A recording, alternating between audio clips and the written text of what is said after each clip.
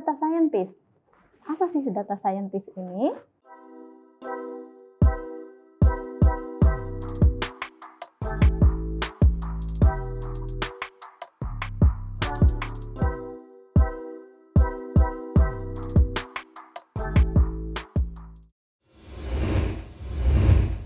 Ya, Assalamualaikum warahmatullahi wabarakatuh. Selamat datang mahasiswa-mahasiswi Universitas Teknokrat Indonesia di channel Kuliah Teknokrat. Oke, pada pertemuan pertama ini di mata kuliah Pengantar Data Science dan Big Data, kita akan membahas terkait materi apa saja sih yang akan kita pelajari selama 1 semester ini. Dan selain itu juga tentunya kontrak kuliah yang sering dilupakan oleh mahasiswa di akhir perkuliahan. Baik, sebelum kita membahas terkait materi dan kontrak kuliah, saya akan membahas terkait referensi terlebih dahulu.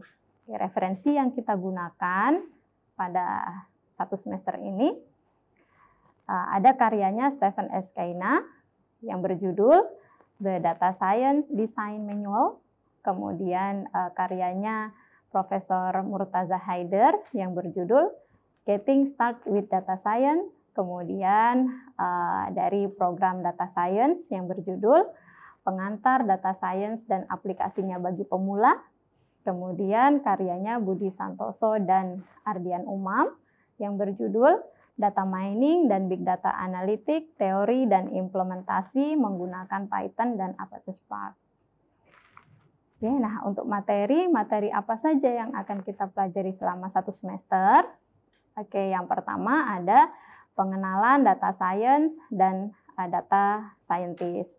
Kemudian visualisasi data, kemudian preprocessing data, machine learning, klasifikasi data, support vector machine, kemudian analisis cluster, k-mean cluster, kemudian aturan asosiasi, kemudian pengantar big data dan big data analytics. Oke, yang pertama materi yang kita bahas nantinya itu terkait pengenalan data science dan data scientist. Oke, data science. Nah, ini saya yakin nih teman-teman mahasiswa sudah tidak asing dengan data science. Nah, data science itu apa sih? Nah, ini banyak pendapat ya. Salah satunya menurut Profesor Murtaza Haider. Jadi data science menurut Profesor Murtaza Haider ini adalah jika kita memiliki data, lalu kita memiliki rasa penasaran atau ingin tahu tentang kandungan atau isi dari data tersebut, kemudian untuk menjawab rasa ingin tahu tersebut, seseorang ini mempelajari datanya, kemudian melakukan eksplorasi terhadap data itu dan memanipulasinya, melakukan berbagai hal untuk menganalisis data tersebut dengan memanfaatkan ilmu dan teknologi tertentu untuk mendapatkan jawaban. Nah, itulah data science. Jadi sederhananya, menurut Profesor Murtaza Haider, ketika kita memiliki data, kemudian kita memiliki rasa penasaran dengan data tersebut, dan kita mengolah data itu untuk mendapatkan informasi atau isi dari data tersebut, maka itulah yang disebut dengan data science. Nah, kesimpulannya dapat kita sederhanakan, data science ini merupakan suatu usaha untuk mendapatkan value atau insight dari data dan mencoba mengatur agar menjadi sebuah model yang meaningful tentunya atau yang mempunyai arti. Oke, nah untuk data scientist, apa sih data scientist ini? Data scientist ini adalah sebuah profesi yang mengolah data dengan metode ilmiah untuk menghasilkan informasi yang akurat dan bernilai tinggi sehingga dapat membantu dalam pengambilan keputusan. Nah, jadi bisa disimpulkan kalau untuk data science itu adalah kegiatannya, kemudian data scientist ini adalah orang yang melakukan kegiatan tersebut, seperti itu. Nah, materi yang kedua yaitu terkait visualisasi data. Apa sih visualisasi data itu? Nah, visualisasi data adalah tampilan berupa grafis atau visual dari informasi dan data. Nah, Nah, jadi untuk data ini sebenarnya data ini sangat sulit dibaca begitu ya kalau kita melihat data dalam bentuk mentah seperti itu. Tapi kalau dibuat dalam bentuk visual, ini kemungkinan akan lebih mudah untuk dibaca begitu. Sesuai dengan fungsi dari visualisasi data itu sendiri, yaitu untuk mengubah kumpulan data menjadi hal yang lebih sederhana untuk ditampilkan. Oke, nah yang berikutnya nanti akan membahas terkait preprocessing data. Nah, apa sih preprocessing data ini? Preprocessing data ini adalah proses memanipulasi dataset sebelum diinput ke dalam model. Kenapa dibutuhkan preprocessing? Karena pada dasarnya data ini masih data yang baru diambil dari sumbernya begitu ya. Nah, ini pada dasarnya masih dalam kondisi yang belum bersih atau belum bisa dimodelkan. Ketika dipaksa dimodelkan, itu bisa jadi hasilnya juga tidak akan bagus seperti itu. Hasil dalam artian salah satunya mungkin dari sisi akurasinya. Dari sisi akurasinya nanti tidak bisa maksimal begitu. Nah, contohnya ketika data masih memiliki rentang yang tinggi ya. Ketika datanya misalkan gaji ada seseorang yang gajinya minus 5 juta misalkan. Ada yang gajinya 5 juta, 10 juta. Nah, antara minus 5 juta dan plus 5 juta ini kan rentangnya sangat tinggi. Nah, ini butuh untuk di preprocessing atau menggunakan teknik normalisasi seperti itu. Nah, kemudian yang berikutnya nanti kita akan mempelajari terkait machine learning. Nah, machine learning itu apa sih? Machine learning itu adalah suatu area dalam AI atau artificial intelligence atau kecerdasan buatan. Nah, jadi machine learning ini sebenarnya adalah cabangnya AI begitu. Nah, machine learning ini mampu mempelajari data yang ada dan melakukan tugas-tugas tertentu sesuai dengan apa yang dipelajari. Nah, seperti itulah machine learning. Oke, kemudian kita akan belajar terkait klasifikasi data. Nah, klasifikasi data ini merupakan suatu proses menilai objek. Ya, menilai objek data untuk memasukkannya ke dalam kelas tertentu dari sejumlah kelas yang tersedia. Jadi maksudnya adalah ketika kita memiliki data, nah objek data ini nantinya akan dimasukkan ke dalam kelas-kelas yang sudah ditentukan. Misal kita punya kelas positif dan negatif. Nah, objek data yang kita punya itu akan diberikan nilai untuk dimasukkan ke kelas positif atau negatif. Seperti itu. Apakah kelasnya hanya bisa 2? Tidak, bisa lebih dari itu. Sesuai dengan kebutuhan seperti itu. Kemudian ada support vector machine. Nah, support vector machine atau SVM ini apa? SVM ini adalah suatu teknik untuk melakukan prediksi, baik dalam kasus klasifikasi maupun regresi. Nah, jadi ketika akan melakukan klasifikasi, ini salah satu metodenya bisa menggunakan SVM atau support vector machine.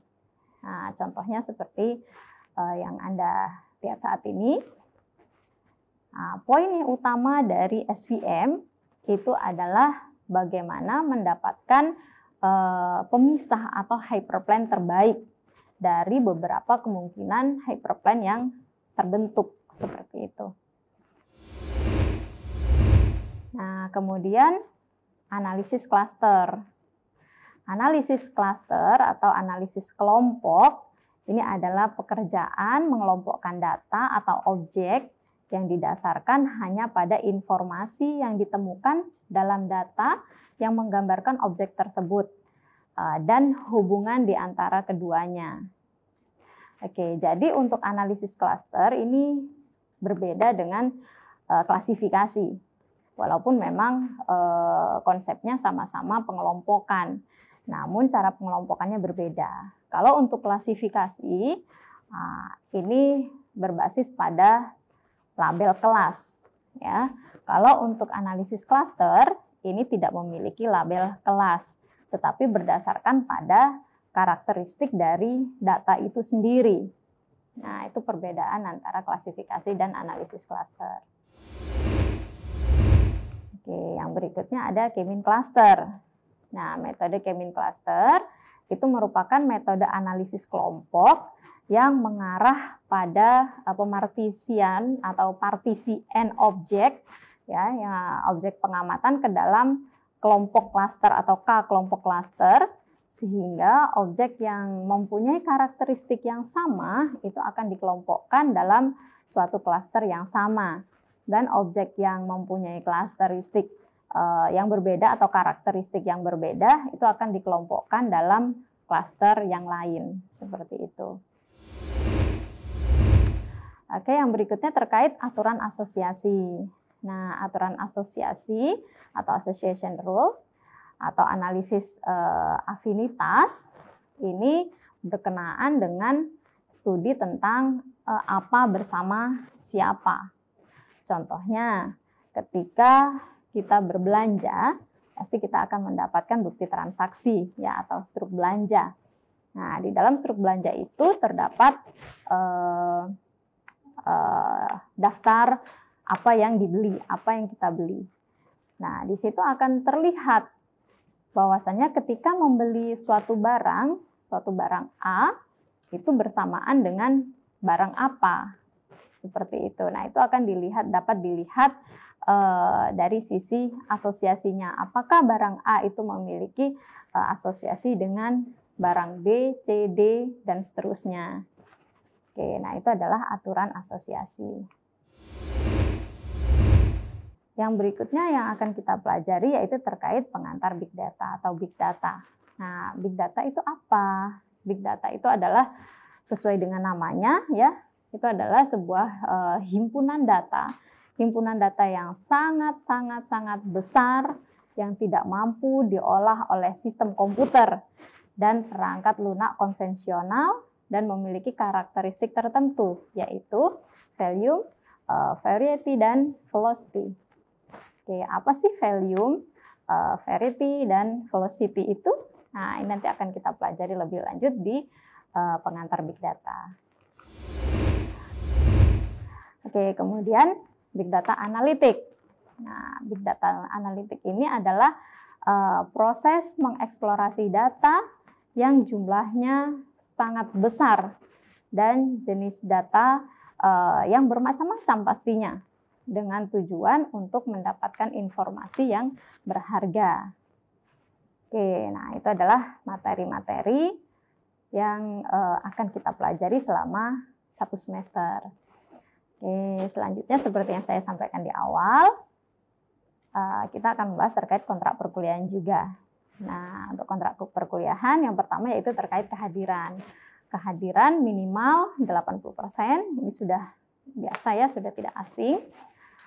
Yang berikutnya yaitu kehadiran, karena ini mata kuliah online, maka kehadiran ditunjukkan dengan mengerjakan post-test atau tugas, kemudian kuis, UTS, dan UAS.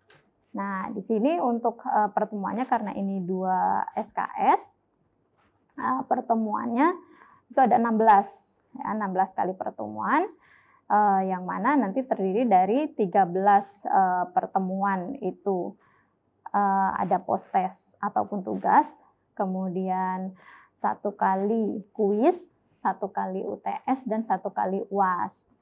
Nah, karena kehadiran minimal 80%, berarti Anda boleh tidak mengerjakan salah satu evaluasi tadi, itu maksimal 3 kali.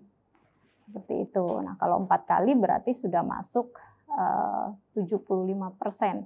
Jadi kehadirannya dianggap kurang, begitu. Nah, konsekuensinya apa? Seharusnya konsekuensinya tidak bisa mengikuti UAS. Tetapi Anda tetap bisa mengerjakan UAS di SPADA, namun konsekuensinya nilai UAS-nya tidak diinputkan. Seperti itu. Oke, nah untuk penilaian post-test atau tugas, persentase penilaiannya adalah 30%, kemudian untuk kuis itu 20%, UTS juga 20%, sedangkan UAS ini 30%.